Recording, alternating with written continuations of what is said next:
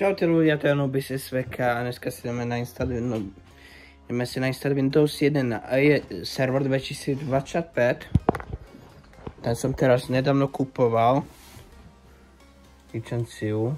Áno, standardnú som kupoval Windows a ideme si ho nainstalovať na... Dobre, prepol som obraz na tento Dell Vostro, starý počítač. Parametr, ktorého som vám ukazoval v nejakom staršom videu. Tie malé počítače, tam musím opraviť.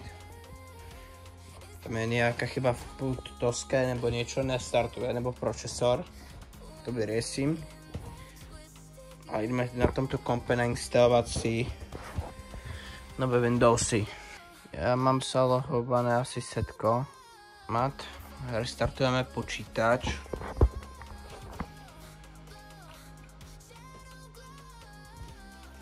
Jo.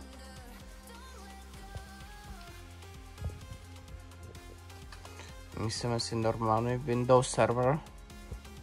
Chcem ho vyskúšať, sa bude fungovať na tomto starom kompe. Keď ja budu niekedy prehrabať PCčka, alebo mám plánu niekedy prejsť z týchto obrovských kompov, z tohoto niekedy urobiť z tohoto počítača server, môj hlavný, ale to si budu kúpovať nový niekedy MacBook, nebo a tento si nechám len ako server. Vo hry väčšinou hrám na konzolách. Keď nejako, tak by to išlo aj cez PC server. Ale to je jedno. Ideme vyskúšať nainstalovať Windows server na veľmi starom počítači. Relatívne starom, ne veľmi, ale no zase XP 7 keď vysiel.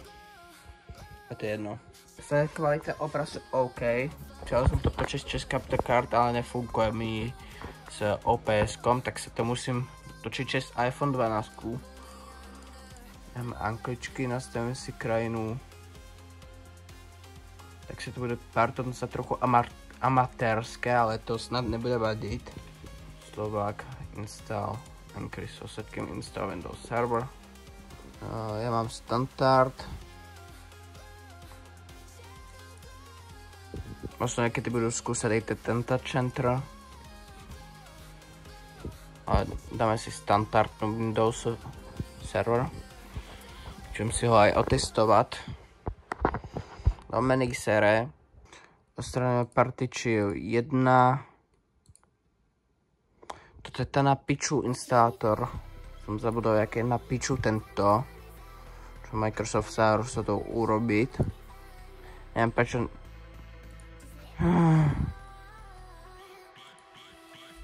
No konečne, partičia.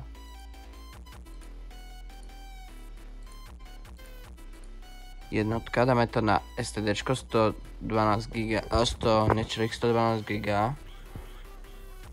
To bude stačiť.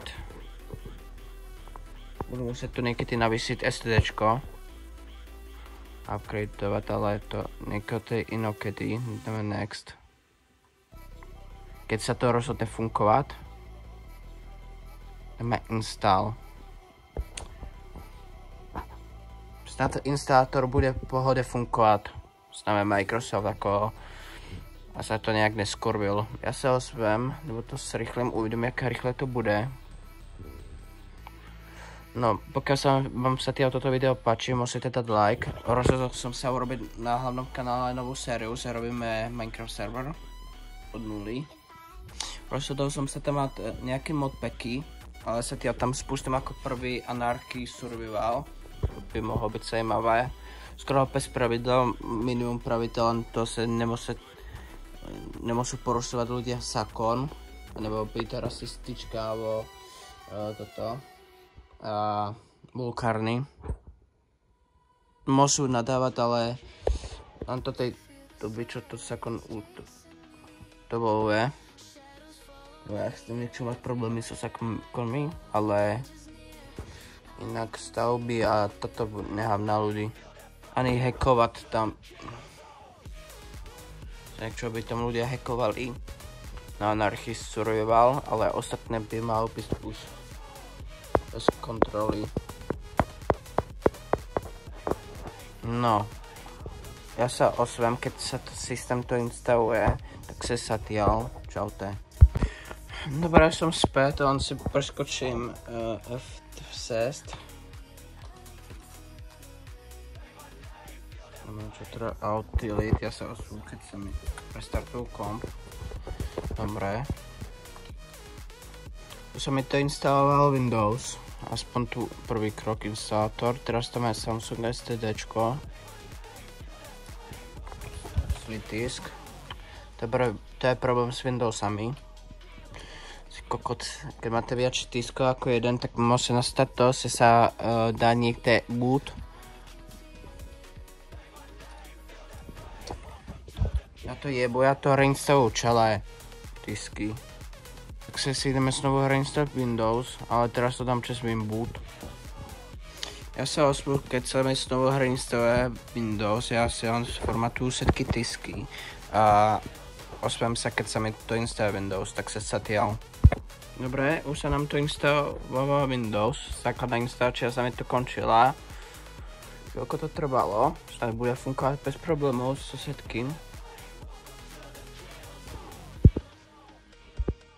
Zatiaľ Windows putuje. Startuje servis a to stáva, to ide už celkom rýchlo. No toto starý komp je to celkom dobrý PC, lebo už nejakú dobu som ho použil ako hlavný s mojou RX 580 grafikou, ktorú teraz mám v svojom hlavnom PC. Ten na čaká upgrade. Niekedy asi na RTX nebo nejakú výkonnejšiu grafiku. Hlavne Asus. Dobre, som späť. Teraz mi bude znovu startovať Ventoy. Ja som nezapol F12. Ja to mám nastavené, aby hneď bootovalo USBčko. Pokiaľ ste chceli, aby som urobil tutoriál, jak nainstalovať Ventoy, možno raz urobím.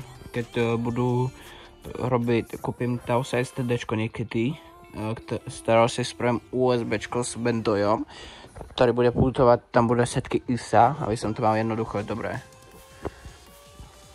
Už sa nám to instalovalo Windows. Zadáme heslo. Heslo máme zadané, ako môžete vidieť. Dokončuje sa nám instalácia. A to v Windows serveru sa to stanete tak, sa kliknete na klávesničí Alt Delete ako pisu. Teraz sa dáte heslo. Dá sa to vypnúť, ale ja si to nechám. Suprasuje sa nám to kvôli tomu, že sa nám to instalovala grafická karta, jasno, už sa tam heslo. Proto instalovať drive, ale zatiaľ nemám ani internet nainstalovaný. Sorry, sa to lepšie neurobím. Nemám capture kartu, ktorá by to fungovalo s týmto. A nechce sa mi to prepájať. To je moc pračať, toto je jednoduchšie. A spúšťa sa nám instalátor nových. Ideme toto stupne, čo chcú. Toto si to nastavíme nejakom inom. Ako toto nastavenia. Páči sa mi, jak vy ste dali na server tento interface. Ja si len nastavíme Performance Dark Mode. Tam ste si Display Settings a nastavíme si BCR rozlísenie. Dobre. To installujem drivey. Windowsy už sa nám to instalovali. No. Si aktualizujeme, stáhnem si Drive Booster na ovládače. Jeden z najlepších programov, čo to porúčam. Mohli by mi platiť. Je to super software na grafické karty, nedoporučujem často instalovať, nebo môže kličovať grafická karta, ale ostatné som s tým nikdy nemal problém. Používam ich už niekoľko rokov. Myslím, od 7 som ich začal používať, nebo XP-čiek. To je rok 2013 nebo 2014. Tak nejak som ho postal, myslím. Neviem, ktorý rok, nebo 15. Ale to teraz funguje aj na XPčkách, by mal fungovať, čo je zabavné. Za ten software, to sa stále podporuje na tak starý systém, ktorý je už niekoľko rokov nepodporovaný. No, nič. Dúfam, si sa vám toto video páčilo, pokiaľ áno, nezabudnite dať like, odber, to instalujem si teraz programy ale to už po videu. A čaute, môžete ste mi dať like a stielať toto video, keby ste chceli, a napísať to v komentároch, čo by som mal urobiť sa Minecraft server, aký Minecraft server chcete urobiť, minihry alebo lebo minihry nechcú urobiť, chcem skôr urobiť nejaké modované alebo survival, skôr modovaný survival a urobím jeden anarchy server. tomu jsem snad hovoril. Tak se čaute.